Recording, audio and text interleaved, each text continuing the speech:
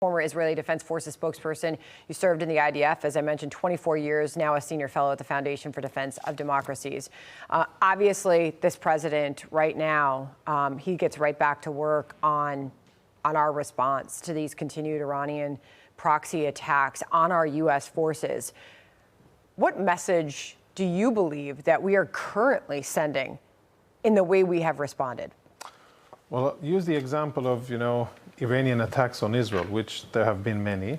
And what I've seen in the Middle East is that when we take a lot of time in order to strike back at Iranian proxies, then that may sometimes confuse the enemy as to our resolve and our abilities.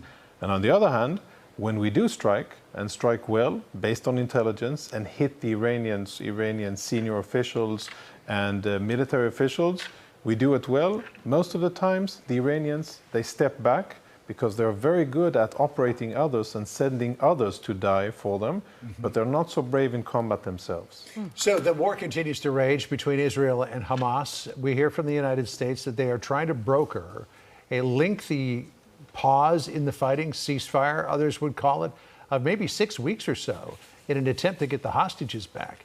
Is that something that Israel would sign on to? Would a pause that long not affect your ability to decimate Hamas? Hamas is being decimated as we speak. They're on their last legs in Khan Yunis, in the northern part of Gaza. They're already out of commission as a military organization, and then there's Rafah in southern Gaza left. The IDF has said to the Israeli government, if you need this time in order to get the hostages back, we have 136 hostages that have been 118 days in Hamas captivity, some of the most brutal conditions, including allegations of sexual mistreatment and many horrible things. The IDF has said that if that is what's needed in order to get many of them back, then the IDF will be able to provide that to the government and pick up fighting once any ceasefire is concluded, and to go back.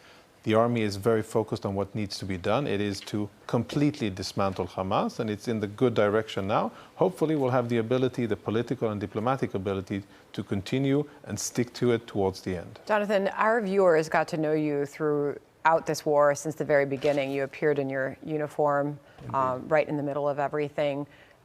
Before I ask you this next question about where you believe this war goes next and when you believe it will end, as John Kirby has made his prediction, what is your role now? Where are you? What are you doing? I am at the Foundation for Defense of Democracies, and I speak only on my own behalf. I have the ability to research and produce content. You've had your ear to the ground, obviously. This was John Kirby when he was asked, when will this Israel-Hamas war end? And I'll ask you the same question. Listen. Certainly, we'd like to all see it end as soon as possible, but it has to end in a way that doesn't imperil the Israeli people from the threat of Hamas, which is right next door. So we're going to continue to support them in their efforts to do that. To you now. The only thing I would add is that it's not only about Hamas. I think that what General Kirby said is spot on, but it's not only about Hamas. We're talking about Hamas in the south and Hezbollah in the north, and we're talking about Iranian proxies that have been at our doorsteps for far too long. And this war has shown that appeasing and allowing and waiting and having a strategy that prioritizes quiet at the expense of having our enemies close to our borders within striking distance of our civilians has not been a very wise one, and that we should probably learn from October the 7th that we should act differently, finish the job with Hamas, and I think that we're in for many months of continued fighting at a lower intensity level, but it'll take many months to finish Hamas. And then the bigger question is what and how to deal with a bigger military threat, the biggest Iranian proxy at our doorsteps, which is Hezbollah. You also had an enemy embedded within a United Nations agency with the revelations. The 12 employees from UNRWA, the United Nations Relief and Works Agency, were actively involved in October the 7th, and the 1,200 employees of UNRWA are aligned with Hamas and Islamic Jihad. The Secretary General of the United Nations said, I'm shocked that this happened. What did you all think about it in Israel? Well, there's nothing to be shocked about. This is known in Israel, and it's known in the region, and it's known in Gaza.